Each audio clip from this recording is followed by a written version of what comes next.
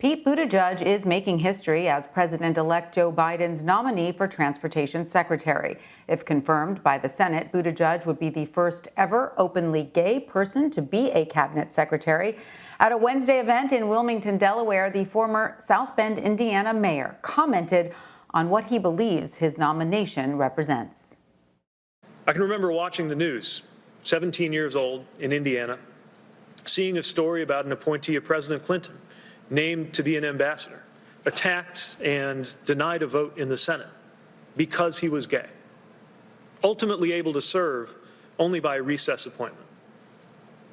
At the time, I had no aspirations of being appointed by a president to anything. At that age, I was hoping to be an airline pilot.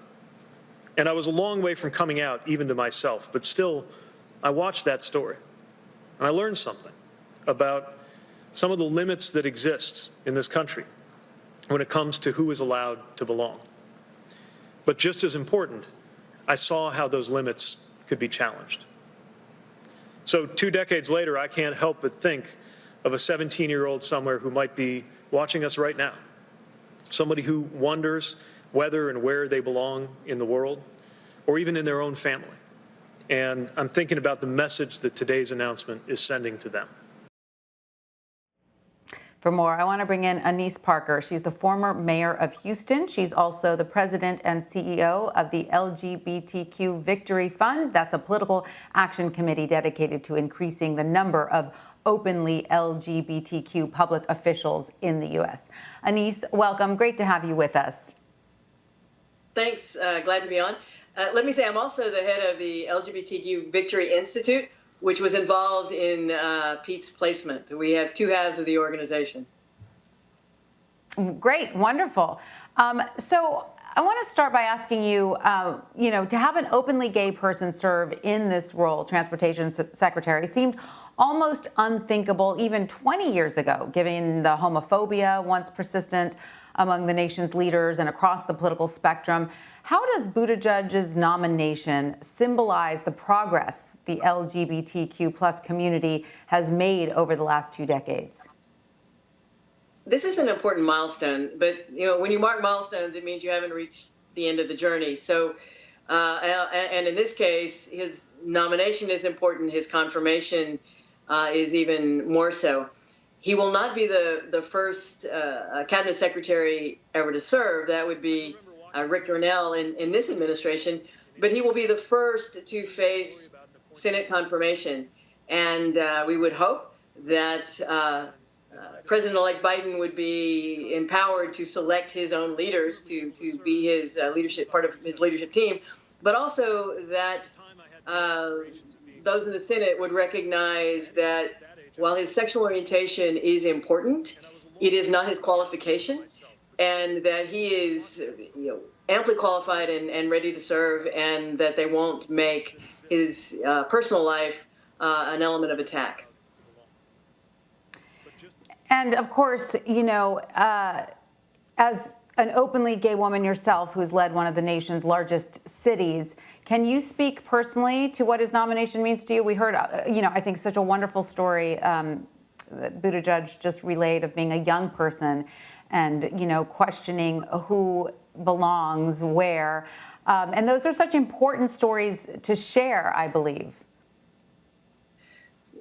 So I actually have children older than Pete, and I started my activist career in the early 70s. So this is just the fact that he was able to run for president of the United States and be accepted on a level playing field with the other presidential candidates was game-changing for those of us who are active in the political process, and also transformative in how I think members of our community are viewed by much of America.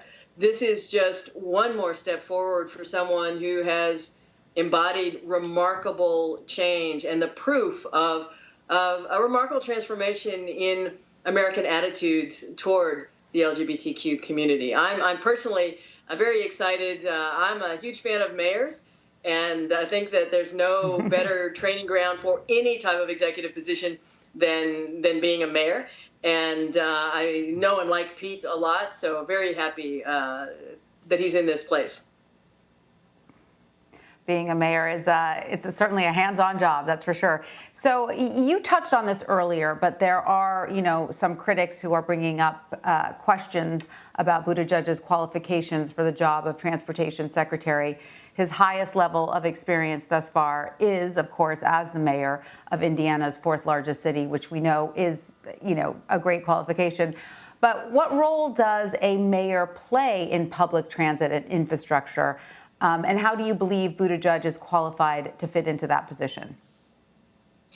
Well, I believe I can say without fear of contradiction that there are mayors across America who are cheering right now at the idea of a mayor in that position, and he follows other mayors in the role. First is the position of mayor is a unique executive position. It is 24/7. You are with your constituents all the time. And you have to deal with whatever issue comes through the door. But a lot of what he'll deal with in his new role is dear to the hearts of mayors everywhere, which is infrastructure investment. How do you move goods and people to where they need to be in order to drive commerce in American cities? He understands that intimately. Every mayor understands that intimately. But he also has the vision and the understanding, thanks largely to his presidential campaign, of what the conditions are on the ground, literally on the ground, across America. And so he comes in with good skill sets, good executive experience, and a fundamental understanding of the needs of different types of communities across America in terms of transportation. Transportation is critical to every aspect of our economy. And in a time when our economy is stumbling because of the pandemic, investments in infrastructure, good jobs at good wages are an opportunity to help build our way out, as President-elect Biden says, build back better, help us build our way back to a stronger economy. Pete's going to be in a great position to make that happen. Annise Parker, thank you so much for joining us. We really appreciate your time. Glad to be with you.